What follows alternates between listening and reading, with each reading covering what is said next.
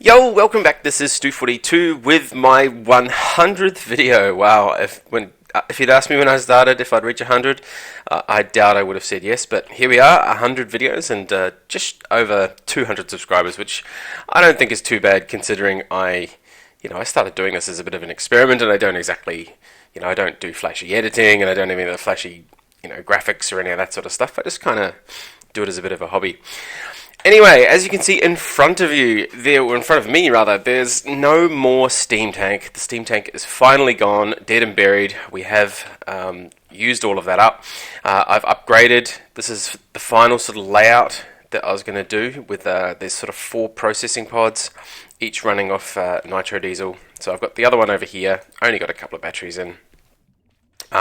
Converted my main processor. I've still got a bit of work to do here. I need to put a centrifuge in there, but we're getting there. That's cool. Today what I really wanted to do though is finally get to the part where we make some of the replicator and stuff like that, start using UU matter. So you might remember ages ago, I don't know how many episodes ago, but we built a recycler and we started recycling stuff to get some scrap. We also had a scanner and we scanned in some chrome dust so that we could actually hopefully replicate the chrome. Now back then there was a bit of a problem. To do a lot of this stuff you need things like the Amplifabricator. So I'm only going to do the 32 EU one. It's going to take ridiculous amounts of time to get anything done, but at the moment that's all I can really afford to do with my power generation. I'm going to run it off the biofuel down the back just because I don't know how much fuel it'll take. It's some of these operations, like scanning in Osmium is the next thing we really need to scan in, and that'll take something like 23 hours to scan a single bit of osmium dust in. But first, we'll work on getting some chrome replicating. So we're going to need an Amplifabricator. I think, again, I'm not entirely sure. We're going to need a mass fabricator.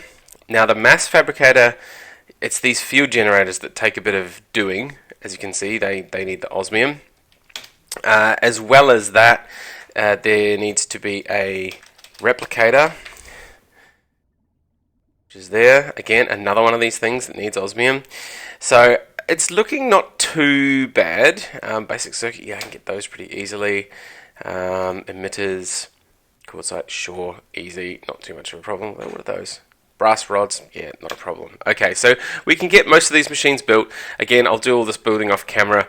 I've recycled the big steam tank there up in my tank room, and I'll show you a bit later.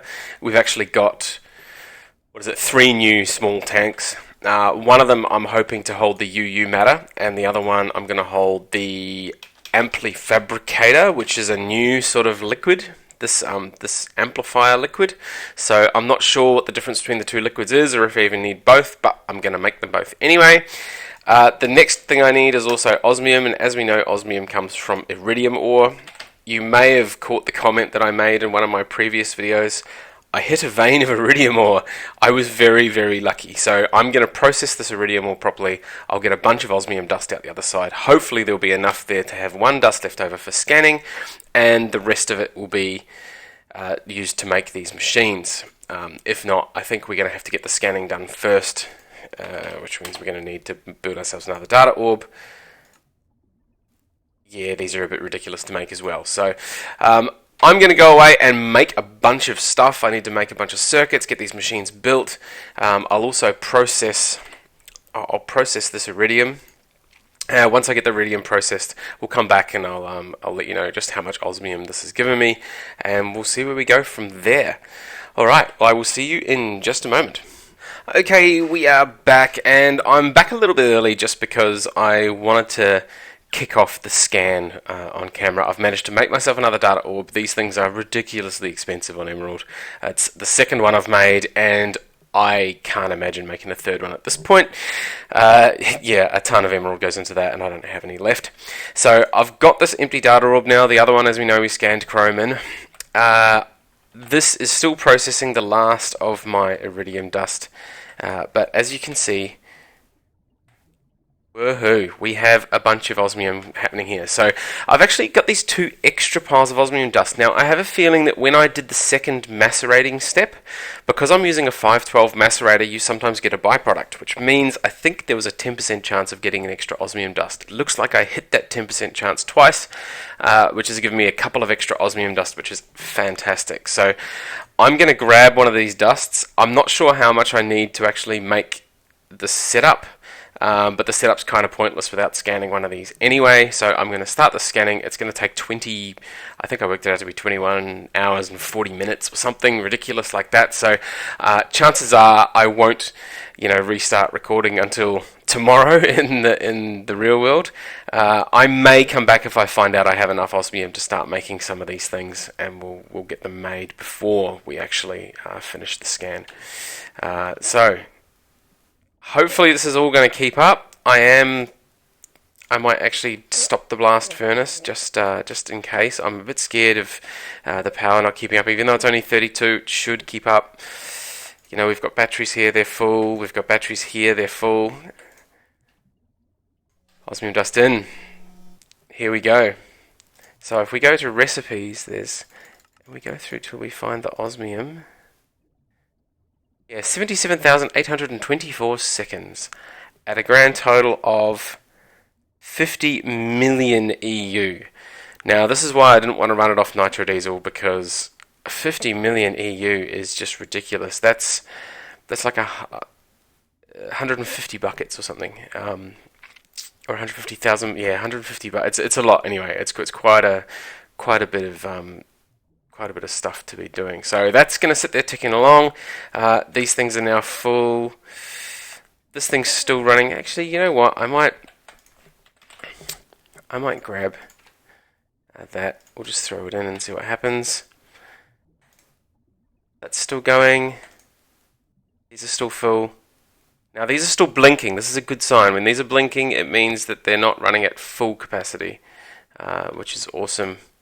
And that's staying full. So I'll come back and monitor this in the next 5 minutes or so, just to make sure we're on track, and we'll see how far we can get with actually making some of these other machines. See you again in just a little bit. Okay, we are back just after a little bit of a break. I haven't quite finished scanning it. As you can see, this is a third of the way through, maybe halfway, doing that scan of that osmium dust.